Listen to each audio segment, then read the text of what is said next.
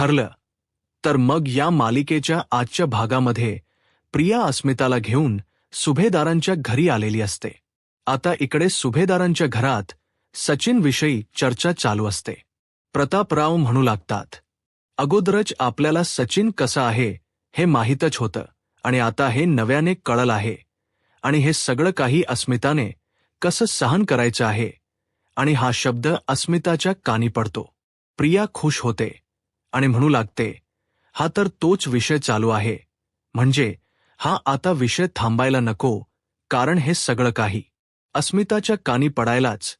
हो एकदा का अस्मिता शॉकमध्ये गेली की सायली, अर्जुन यांचा माझ्याकडे दुर्लक्ष होणार. आता अस्मिताला काहीच कळत नसतं. तर आता प्रिया नाटक करत म्हणते, चल अस्मिता, आपण आपली पर्स शोधूया, बघू माझी पर्स कुठे आहे.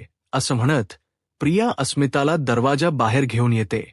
तर अश्विन म्हणू लागतो, मला तर या गोष्टीवर विश्वासच बस दिसत नाहीये. कदाचित साक्षी शिकरेसारखी दिसणारी दुसरी कुठली तरी मुलगी असूच शकते ना. तर सायली म्हणू लागते, अश्विन भाऊजी, या अगोदर सुद्धा मी यांना सुद्धा हेच सांगण्याचा प्रयत्न केला होता की मी साक्षी शिकरेला पाहिलं आहे, परंतु त्यावेळी यांनी सुद्धा माझं बोलणं असंच धुडकावून लावलं होतं.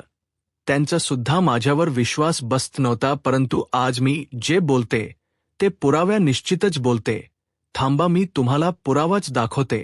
असं म्हणत आता सायली सगळ्यांच्या समोर पुरावा दाखवते. ते म्हणजे सचिनच्या मिठीत असणारी ती साक्षी. आता सायली, हे बघा, असं म्हणत सर्वांनाच तो फोटो दाखवते.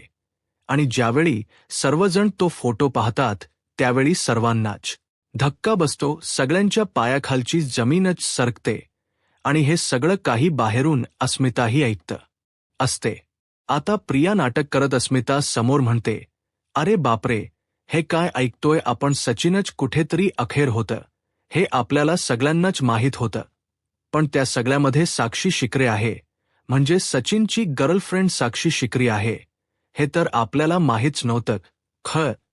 तर साक्षी शिकरे हिच्या जेलमध्येच मृत्यू झाला होता ना. मग साक्षी शिकरे अजूनही जिवंत आहे आणि ती सचिनच्या आयुष्यात आहे. काय आहे नक्की, म्हणजे खरंच सचिन आणि साक्षीच काहीतरी प्रकरण सुरू असेल का. असं म्हणती अस्मिताला त्रास कसा होईल यासाठीच हे सगळे काही प्रयत्न करत असते. तर दुसरीकडे कल्पनाताई तिथेच बसतात. या सगळ्यामुळे कल्पनाताईंना खूप त्रास होऊ लागतो. कल्पनाताई म्हणू लागतात, सचिन इतक्या खालच्या पातळीला जाईल असा आपण कधी विचारही केला नव्हता. आपण फक्त अस्मिताकडे बघून सचिनच्या वागण्याकडे दुर्लक्ष केला होता. पण आता हे सगळं काही होऊन बसलं आहे. प्रतापरावांचाही खूप संताप होत असतो. प्रतापराव म्हणू लागतात, आता तर मला त्या सचिनच्या थोबाडीत मारूनही समाधान होणार नाही. तर अश्विन म्हणू लागतो, सायली वहिनी, यापुढे तो माणूस काही झालं तर या घरात दिसता गमा नाही. आता मात्र अश्विनही खूप चिडलेला असतो. तर अर्जुन म्हणू लागतो, आता जर सचिन माझ्या समोर येईल ना तर त्याला आयुष्यभरासाठी मी जेलमध्ये पाठवेन. आता हे सगळं काही अस्मिता बाहेरून ऐकत असते. खरं तर हे सगळं काही प्रियाचं नाटक असतं, परंतु अस्मिताला मात्र या सगळ्यामुळे खूप त्रास होत असतो. तर प्रतापराव म्हणू लागतात, खरं तर त्या सचिनला आपल्या अस्मिताच्या आयुष्यात थारा दिला हीच तर आपली खूप मोठी चूक झाली आहे. आणि ही चूक अस्मिताला केवढ्याला पडणार आहे याचा विचार करवतही नाहीये. या सगळ्यामुळे अस्मिताला त्रास होत आहे. आता सर्वजण खूप संतापलेले असतात. अस्मिता तर हे सगळं काही ऐकतच असते. तर इकडे चैतन्य सगळ्यांना शांत करतो आणि म्हणू लागतो, प्लीज तुम्ही सगळ्यांनी शांत व्हा. मला कळते, आपल्यालाही कळते की जे काही घडलंय ते खूप चुकीचं आहे आणि आपल्या विचार करण्याच्या पलीकडेच आहे. पण हे सगळं काही अस्मिताईला कळणार नाही याचा आपल्याला विचार करावा लागेल. तर अर्जुन म्हणू लागतो, सायलीला बघून तू पळून गेला यावरच त्याची लायकी कळते ना. तर प्रतापराव म्हणतात, अर्जुन ज्या सचिन कुठे लपला असेल तिथून त्याला माझ्या समोर घेऊन ये. मी तर त्याचा आता जीवच घेणार आहे. अर्जुन म्हणतो, नाही डॅड, मी त्याला शोधून तर आणणारच आहे, परंतु पुढंच जे काही करायचं आहे ना ते पोलिसच करतील. चल चैतन्य असं म्हणत अर्जुन आणि चैतन्य घराबाहेर पडणार, परंतु त्याचवेळी आता अस्मिताच्या ओरडण्याचा आवाज येतो अस्मिताला. त्याचवेळी खूप त्रास होऊ लागतो. अस्मिता मोठ्यानेच ओरडते, आई. तर आता प्रिया तिला सावरण्याचं नाटक करते. तर प्रतापराव, कल्पनाताई, सायली, अर्जुन सगळ्यांनाच धक्का बसतो. सायली मोठ्यानेच म्हणते, अस्मिता ताई. आता मात्र सर्वच जण घाबरून गेलेले असतात. तर दुसरीकडे पाहायला मिळतं किल्लेदारांच्या घरी प्रतिमाहत्या भाजी नीट करत असतात, परंतु त्यांचं लक्ष मात्र सायलीच्या बोलण्याकडे असतो. त्यांना सायलीच बोलणं आठवत असतं. त्याच विचारात त्या हरवून गेलेल्या असतात. प्रतिमा हत्यांना सायलीच बोलणं आठवतं. सायली प्रतिमा हत्यांना म्हणालेली असते, आपलं मन जे सांगतं तेच आपण ऐकायचं असतं. म्हणजे बघा ना, ज्यावेळी सदाशिव आणि मैना आपल्या घरी आले होते त्यावेळी माझं मन मला सांगत होतं की हे माझे आईवडील नाहीयेत. शेवटी तेच खरं ठरलं ना. म्हणूनच म्हणते की आपल्या मनाच आपण ऐकावं. आता या सगळ्या गोष्टीचा विचार करून प्रतिमा हत्या मनाशीच म्हणतात, सायली जे बोलते ते जर खरं असेल तर तन्वीच्या बाबतीत सुद्धा खरंच असेल का? ती माझी मुलगी नसेल का? आता या सगळ्या गोष्टींचा विचार चालू असतो. आता त्या ठिकाणी सुमन काकू आले आहेत हे सुद्धा प्रतिमा हत्यांना माहीत नसतं. सुमन काकू पाहतात तर प्रतिमा आत्या कुठल्या तरी विचारात हरवून गेलेल्या असतात आणि म्हणूनच सुमन काकू प्रतिमा हत्यांना विचारतात, वहिनी काय झाले? तुम्ही कसला विचार करताय? तर प्रतिमा आत्या म्हणू लागतात, सुमन मी तुला म्हणाले होते ना की तन्वी आणि माझ्यामध्ये मला असं आपलेपणा वाटतच नाहीये आणि याबद्दल मी सायलीशी सुद्धा बोलले. त्यावेळी सायली मला म्हणाली की असा विचार करणं काहीच चुकीचं नाहीये, परंतु मला माझ्याच मुलीबद्दल असं का वाटत नाहीये हा विचार माझ्या मनाला सतावतोय आणि मला माझ्याच मुलीबद्दल आपलेपणा का वाटत नाहीये याचं मला कारण जाणून घ्यायचं आहे आणि या सगळ्यात मला सायली मदत करणार आहे. मला म्हणाली होती की मी फोन करेन, परंतु अजूनपर्यंत सायलीने मला फोनच केला नाहीये. मी थोडा वेळ वाट बघेन, नाही तर मीच फोन करेन. आता सुमन काकू प्रतिमाहत्यांना विचारतात, तुम्ही हे भाऊजींशी बोलला आहात का? तर प्रतिमाहत्या म्हणतात, नाही, अगोदरच गेली कित्येक वर्ष त्यांनी तन्वीच्या विराहात काढली आहेत आणि आता तन्वी खरी आली तर ती अशी वागते आणि तिच्या अशा वागण्याने यांना अगोदरच एवढा त्रास होत आहे आणि तो त्रास मी जवळून बघते आणि मी त्यांचा त्रास अजून का वाढवू? परंतु मला तन्वीबद्दल एक खरं कारण कळू देत, म्हणजे तिच्याबद्दल एक गोष्ट अगदी पक्की कळू देत, मग मी यांच्या समोर तो विषय काढणारच आहे. तर सुमन काकू म्हणू लागतात, एखाद्या आईला आपल्या मुलीबद्दल प्रेमच वाटत नाहीये, तिच्याबद्दल आपलेपणच वाटत नाहीये, मग त्या आईला किती त्रास होत असेल हे मी समजू शकते. आणि वहिनी, तुमच्या भावना मला समजतायत, मला कळतायत. त्यामुळे वहिनी, मलाही असंच वाटते की तुम्ही या सगळ्याचं कारण शोधा आणि या सगळ्यात मी तुमच्या सोबत आहे. आता प्रतिमा, आता त्यांना खूप मोठा आधार मिळालेला असतो, सुमन काकूंची साथ मिळालेली असते. तर दुसरीकडे सुभेदारांच्या घरी आपल्याला पाहायला मिळतं सर्वजण धक्क्याने बाहेर येतात. तर आता सायली अस्मिताला सावरण्याचा प्रयत्न करते. तर अस्मिता सायलीला विचारते, सायली तू सचिनला, आता अस्मिताला पुढे काही बोलायलाही जमत नसतं आणि ती तिथेच कोसळते. सायली अस्मिताला सावरण्याचा, तिला शांत करण्याचा प्रयत्न करत असते, परंतु या सगळ्यामुळे अस्मिताने एवढा मोठा धक्का घेतलेला असतो की अस्मिता तिथेच बेशुद्ध होते. अश्विन तिला पाणी देण्याचा, उठवण्याचा, शुद्धीवर आणण्याचा प्रयत्न करत असतो, परंतु अश्विनच्या लक्षात येतं की अस्मिताला हॉस्पिटलला घेऊन जायची गरज आहे. अश्विन म्हणू लागतो, आता तिला हॉस्पिटलला शिफ्ट करावं लागेल, थांबा मी ॲम्ब्युलन्स बोलवतो. असं म्हणत अश्विन आता ॲम्ब्युलन्ससाठी फोन करतो. अस्मिताची ती अवस्था पाहून सर्वच जण पूर्णपणे घाबरून गेलेले असतात. तर दुसरीकडे साक्षी शीघ्रे आता मात्र सचिनच्या अंगावर अशी काही धावून जाते आणि त्याच्या सत्याच उलघड करते. त्यावेळी मात्र सचिन पूर्णपणे घाबरून गेलेला असतो. आता साक्षी सचिनला म्हणते, नाही सांगायचंय, अजूनही नाही सांगायचंय का? असं म्हणत साक्षी सचिनच्या बाजूला बसते आणि म्हणू लागते, अरे डार्लिंग, अरे तुझ्या प्रेग्नेंट बायकोबद्दल तुला काहीच सांगायचं नाहीये का? आता सचिन घाबरतच साक्षीला विचारतो, साक्षी तुला अस्मिताबद्दल कसं कळालं? आता साक्षी सचिनला त्रास देत सचिनला म्हणू लागते, सचिन तू मला मूर्ख समजलास का? सचिन म्हणतो, नाही साक्षी, असं काहीच नाहीये. तर साक्षी म्हणते, मी कोण आहे हे तुला माहीत आहेच ना? मी साक्षी शिकरे आहे, महिप्त शिकरेची मुलगी. त्यामुळे तू माझ्यापासून काही लपू शकत नाहीस.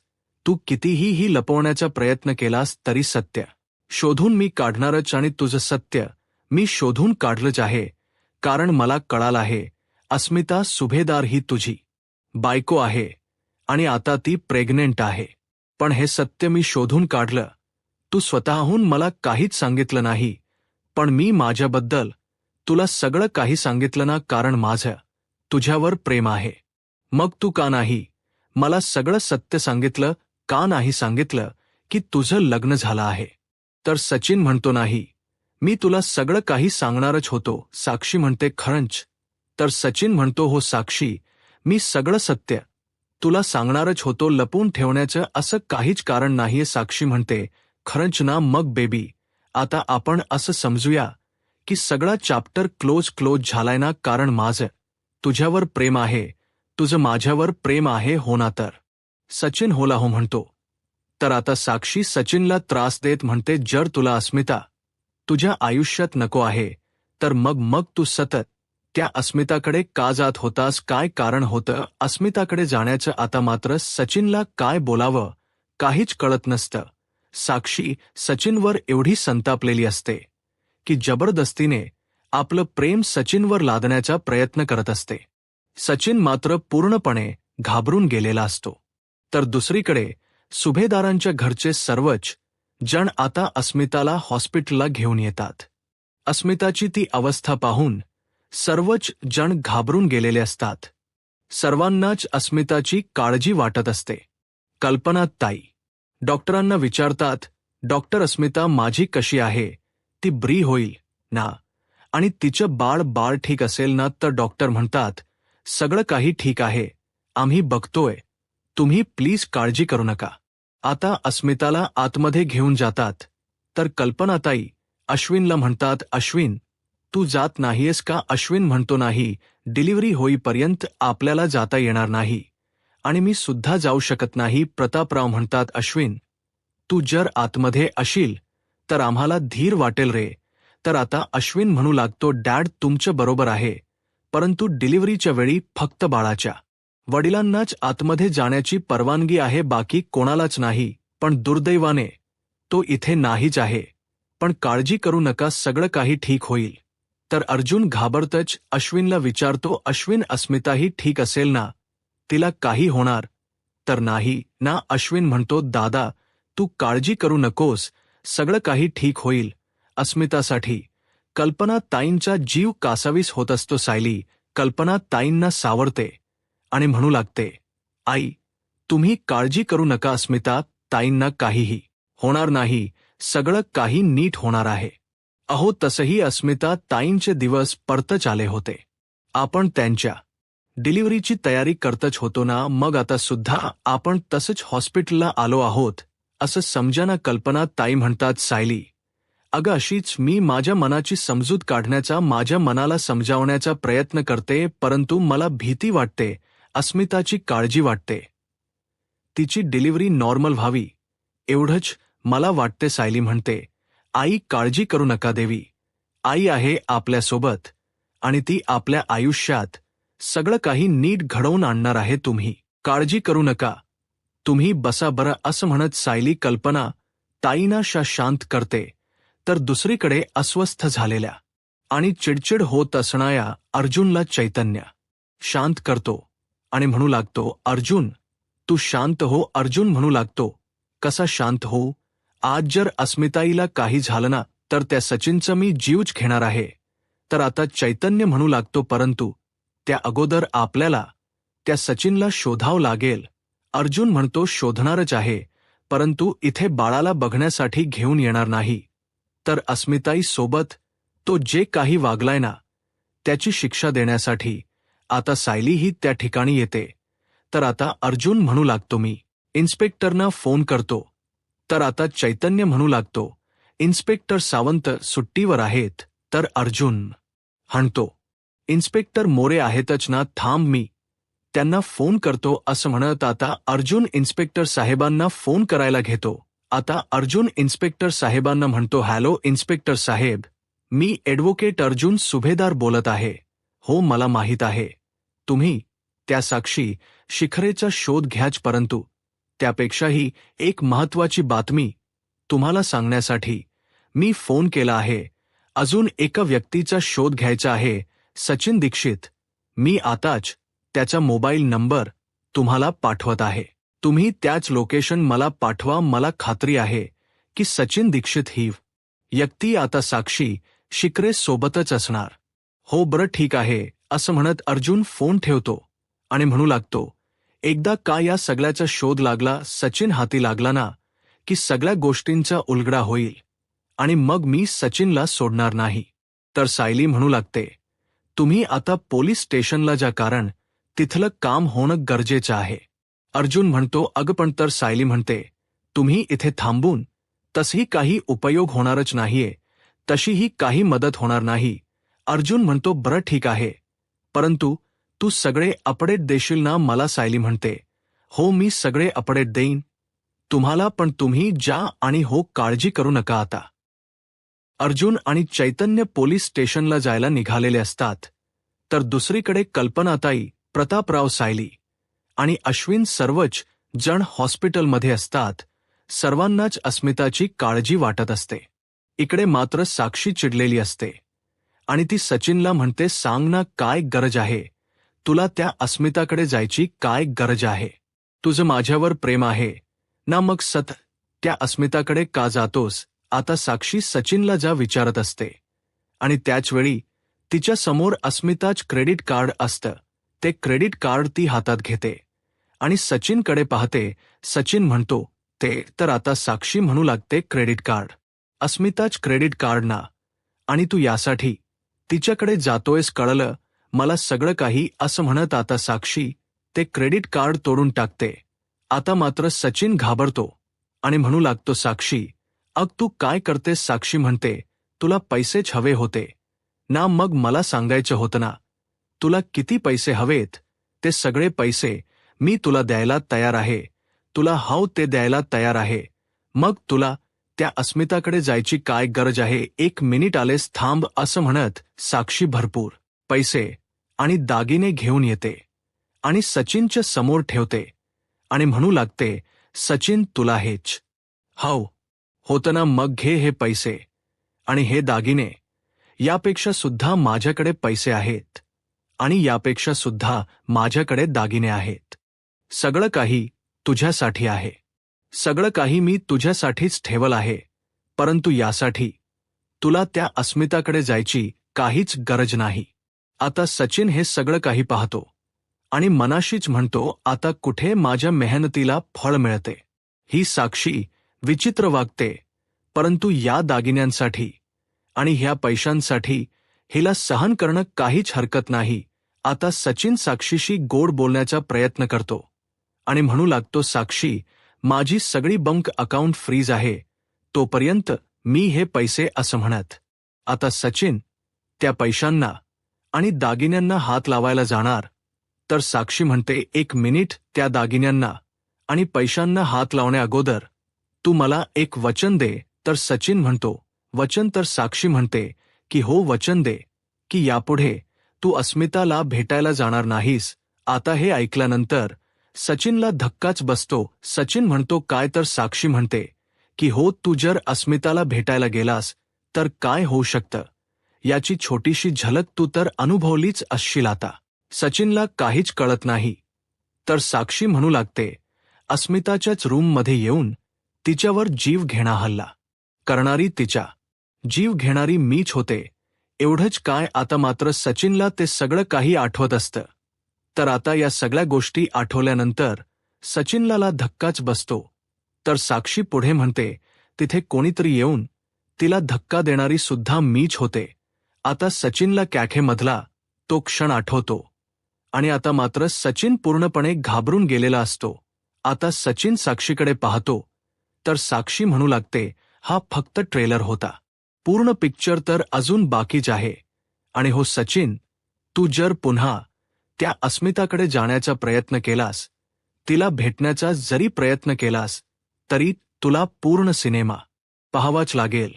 आता मात्र सचिनला चांगलाच घाम फुटलेला असतो आणि हे ज्यावेळी साक्षी पाहते त्यावेळी साक्षी नाटक करत म्हणते, oh my my poor baby, अरे तुला का घाम फुटलाय? मी तुला काहीच करणार नाही कारण माझं तुझ्यावर प्रेम आहे. पण तू जर तिला भेटायला त्यांच्या घरी गेलास तर तुझं सुद्धा काही खरं नाही. आता मात्र सचिन पूर्णपणे खामाखूम झालेला असतो. आता साक्षी सचिनच्या हातात घेते आणि म्हणू लागते, सो सचिन दीक्षित आणि समीरा शेखर दोघेही फरार आहेत. तर दुसरीकडे पोलिसांची फौज आता महिप्त शिखरेच्या बंगल्याबाहेर आलेली असते. आता कोणीतरी बंगल्याबाहेर आलंय हे ज्यावेळी साक्षीच्या लक्षात येतं त्यावेळी साक्षी दरवाजाकडे येऊन पाहते, परंतु तिथून तिला काहीच कळत नसतं आणि म्हणूनच ती विंडोकडे जाते आणि हळुवारपणे विंडो किंचित उघडत ती बाहेर पाहते तर पोलिसांची फौज तिला दिसते. साक्षी मोठ्यानेच म्हणते, पोलीस इथे काय करत आहेत? आता पोलिसांना पाहून साक्षी सुद्धा घाबरून गेलेली असते. सचिन घाबरतच साक्षीला म्हणतो, साक्षी, अग तुला कळतंय का? इथे पोलीस आलेत आणि मला पोलिसांच्या भानगडीत पडायचं नाहीये. साक्षी सचिन म्हणते, चूप, मोठ्याने बोलू नकोस, इथे मागे दुसरी बेडरूम आहे आणि तिथून बाहेर जायला मिळेल. तिथून आपल्याला त्या खिडकीतून बाहेर जाता येईल. दुसऱ्या रस्त्याने आपण बाहेर पडू शकतो. तर सचिन साक्षीला म्हणतो, आणि तिथेही पोलीस असतील. तर साक्षी म्हणते, म्हणजे संपूर्ण घर जर पोलिसांनी खेळलं असेल तर मग आपण बाहेर कसं पडायचं? आता साक्षी आणि सचिनला काहीच कळत नसतं आणि त्याचवेळी इन्स्पेक्टर साहेब दरवाजाचा लॉक खोलतात आणि घरात येतात. हे ज्यावेळी साक्षीच्या लक्षात येत त्यावेळी मात्र साक्षी आणि सचिन पूर्णपणे घाबरून गेलेले असतात. परंतु इन्स्पेक्टर साहेब ज्यावेळी लॉक करून आतमध्ये येतात त्यावेळी मात्र साक्षी आणि सचिन गायब असतात.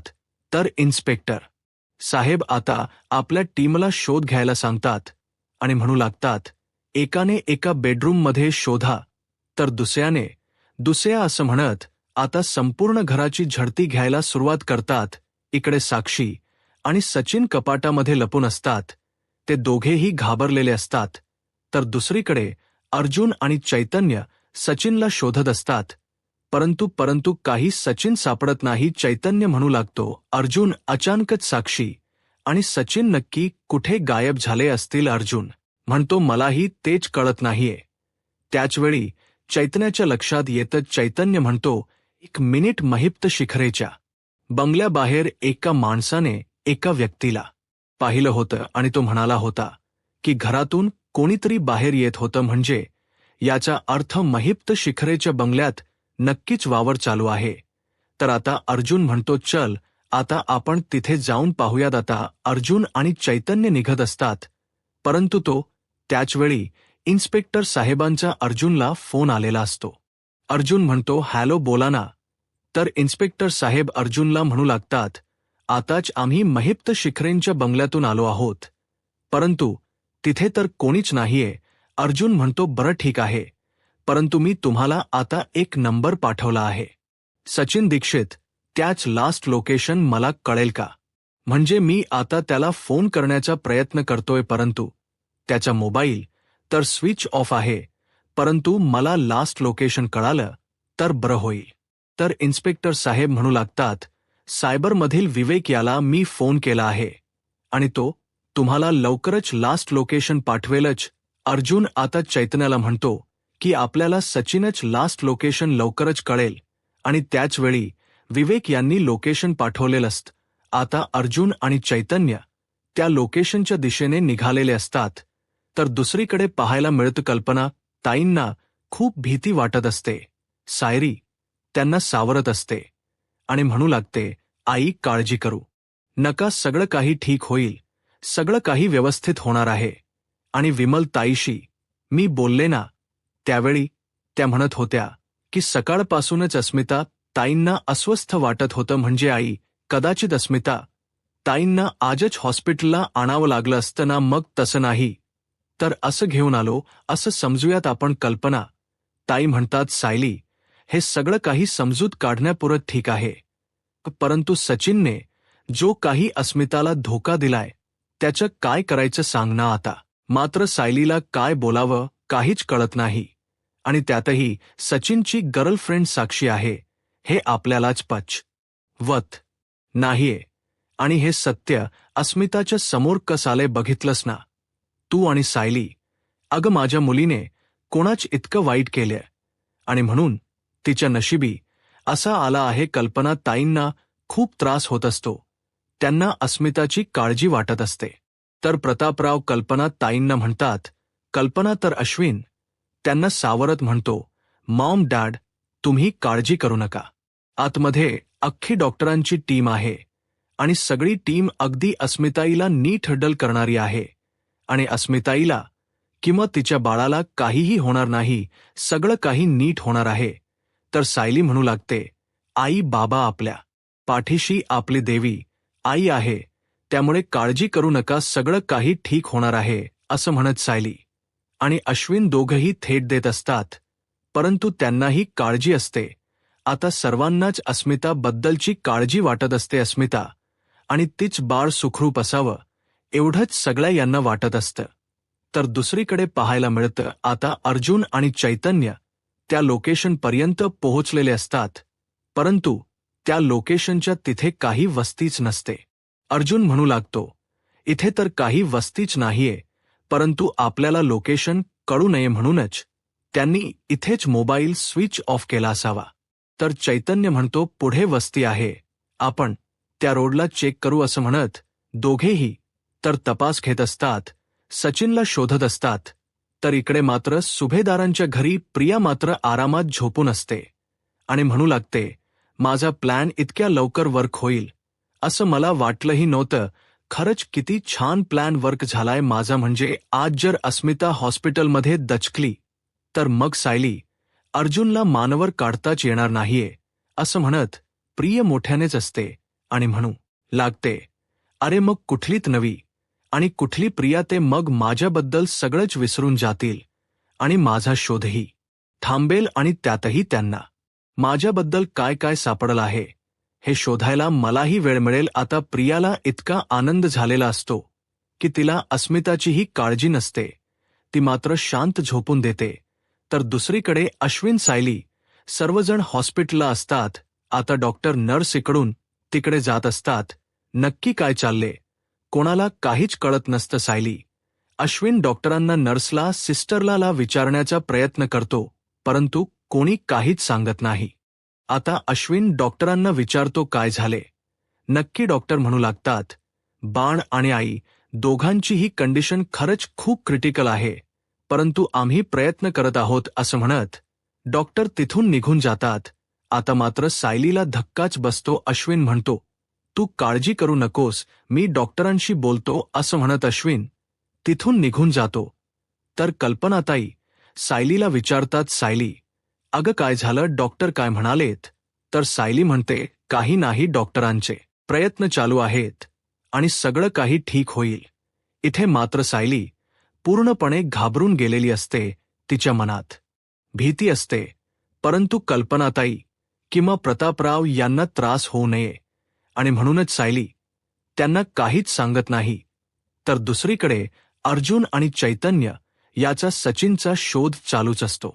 आता अर्जुन प्रतापरावांना फोन करतो. प्रतापराव म्हणतात, हॅलो अर्जुन बोल ना. अर्जुन विचारतो, डॅड अस्मिताई कशी आहे. तर प्रतापराव म्हणतात, काहीच कळत नाहीये, डॉक्टर काहीच सांगत नाहीयेत. परंतु अर्जुन, अरे मला खरंच खूप खचल्यासारखं वाटतं रे, मी आयुष्यात पहिल्यांदा इतका खचून गेलो आहे. मला अस्मिताची काळजी वाटत आहे रे.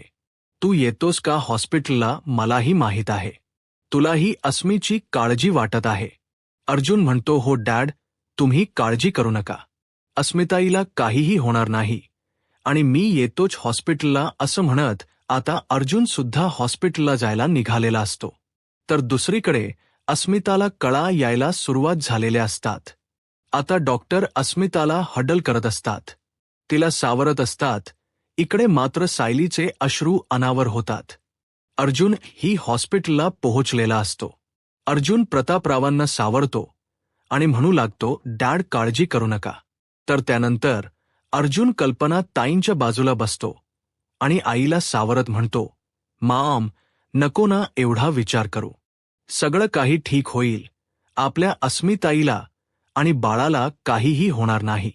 कल्पना ताईंचे अश्रू अनावर होतात. तर अर्जुन सायलीकडे पाहतो तर सायलीचीही तीच अवस्था असते. अर्जुन सायलीच्या खांद्यावर हात ठेवत तिला सावरत असतो.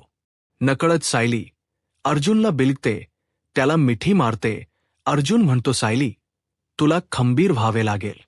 सायली म्हणते, नाही, मी खंबीर नाही होऊ शकत. मला अस्मिताईची आणि त्यांच्या बाळाची काळजी वाटत आहे. मला बाकी काही नको, परंतु अस्मिताई आणि त्यांचं बाळ सुखरूप असायला हव्या. देवी, आईकडे एवढीच प्रार्थना आहे, असं म्हणत सायली खूप रडत असते. तिचे अश्रू अनावर होतात. तिला अस्मिताची खूप काळजी वाटत असते. अर्जुन सायलीला म्हणतो, सायली, तूच जर असा धीर सोडलास, तू जर अशी खचून गेलीस, तर मम्मा डॅडचं काय होईल? अगं, ते तुझ्याकडे बघूनच स्वतःला सावरतायत. सायली, तू अजिबात धीर सोडू नकोस. अस्मिताई आणि तिचं बाळ दोघेही सुखरूप असतील. आपण फक्त डॉक्टरांवर विश्वास ठेवूया. आणि तू बघच, आता थोड्या वेळातच आतून बाळाच्या रडण्याचा आवाज येईल आपल्याला, असं म्हणत अर्जुन सायलीला सावरत असतो. दुसरीकडे डॉक्टर अस्मिताला हडल करत असतात. तिला कळा येत असतात आणि तिला खूप त्रास होत असतो. परंतु डॉक्टर तिला सावरत हडल करत तिची डिलिव्हरी करत असतात. इकडे अस्मिताचे अश्रू अनावर होतात. तिला खूप त्रास होत असतो आणि तेही ती सहन करत असते. तर दुसरीकडे सायली देवी आईला प्रार्थना करत म्हणते, देवी आई, कधी नव्हे तर आज अस्मिताईंना तुझी गरज आहे. तुझ्या आशीर्वादाची गरज आहे. देवी आई, आज माझी अस्मिता ताई आणि तीच बाळ अगदी सुखरूप असू देत. आणि अगदी सायलीची प्रार्थना देवी आईने ऐकलेली असते. क्षणार्धात आतमधून बाळाच्या रडण्याचा आवाज येतो आणि सगळे जण खूप खुश होतात. सगळ्यांचे अश्रू कुठच्या कुठे पडून जातात आणि सगळ्यांच्या चेहऱ्यावर फक्त आनंद असतो. आता संपूर्ण सुभेदार कुटुंब बाळाच्या स्वागतासाठी सज्ज असतं आणि डॉक्टर येत आनंदाची बातमी देत म्हणतात, काँग्रॅच्युलेशन, मुलगा झाला आहे. तर अर्जुन म्हणतो, पण अस्मिता ताई कशी आहे? तर डॉक्टर म्हणतात, एवढ्या सगळ्या प्रॉब्लेम नंतर सुद्धा त्यांची नॉर्मल डिलिव्हरी झाली आहे आणि बाळ सुद्धा सुखरूप आहे आणि ते आता आराम करत आहेत. मी आलेच, असं म्हणत आता डॉक्टर निघून जातात. इथे सर्वजण एकमेकांचे अभिनंदन करतात. अर्जुन आणि अश्विन बाबांना काँग्रॅच्युलेशन म्हणतात, अभिनंदन आजोबा. तर त्यानंतर कल्पना ताईंना म्हणतात, अभिनंदन आजी. तर कल्पना ताईम म्हणतात, तुम्हाला सुद्धा. तर आता सायली अश्विनला विचारते, अश्विन भाऊजी, आपण अस्मिताईला आणि बाळाला कधी पाहू शकतो? अश्विन म्हणतो, आता अस्मिताईला थोड्या वेळातच दुसऱ्या रूममध्ये शिफ्ट करतील आणि बाळाचं वचन वगैरे करतील, सर्व डिटेल्स देतील आणि त्यानंतर आपण त्या दोघांनाही पाहू शकतो. त्यामुळे तुम्ही काळजी करू नका. तर अर्जुन म्हणतो, मला असं झालंय की कधी एकदा मी माझ्या त्या बाळाला हातात घेतोय आणि त्याला खूप खेळवतोय. मी तर त्याला माझ्या मांडीवरच ठेवणार आहे. अश्विन म्हणतो, हो मामा, तुला सगळं काही करायला मिळेल, पण थोडा वेळ धीर धर. तर येणाऱ्या पुढील भागामध्ये आपल्याला पाहायला मिळतं सायली अर्जुनला म्हणते, मला आई बाबांना सगळं सांगायचं होतं, परंतु हे काही झालं तरी मला अस्मिता ताईंना सांगायचं नव्हतं. तर अर्जुन म्हणू लागतो, म्हणजे प्रिया अस्मिता ताईला योगा क्लाससाठी बाहेर घेऊन गेली आणि मग अचानक ती पुन्हा परत घरी आली. म्हणजे हे सगळं काही सहज तर घडलं नसावं. तर सायली म्हणू लागते, सचिन भाऊजीबद्दल आणि साक्षीबद्दल अस्मिता ताईने सगळं ऐकावं, हाच तर प्रियाचा हेतू नसेल ना? तर अर्जुन म्हणतो, म्हणजे तिने अस्मिता ताईच्या जीवाशी खेळण्याचा प्रयत्न केला आहे. सायली म्हणते, ती अजून कुठल्या थराला जाणार आहे आपला लक्ष विचलित करण्यासाठी ती अस्मिताईच्या जीवाशी खेळली आहे. आता प्रिया हॉस्पिटलमध्ये एका माणसाशी बोलताना सायली अर्जुन पाहतात तर सायली म्हणू लागते, हा तर श्री आहे. तर अर्जुन म्हणतो, म्हणजे हा प्रियाचा बॉयफ्रेंड होता. तर सायली म्हणते की हो. तर अर्जुन म्हणतो, मग तर याच्याशी बोलावंच लागेल आता सायली. अर्जुन प्रियाला जाळ्यात अडकते. यूट्यूब चॅनलला सबस्क्राईब करा आणि व्हिडिओ लाईक करा. धन्यवाद.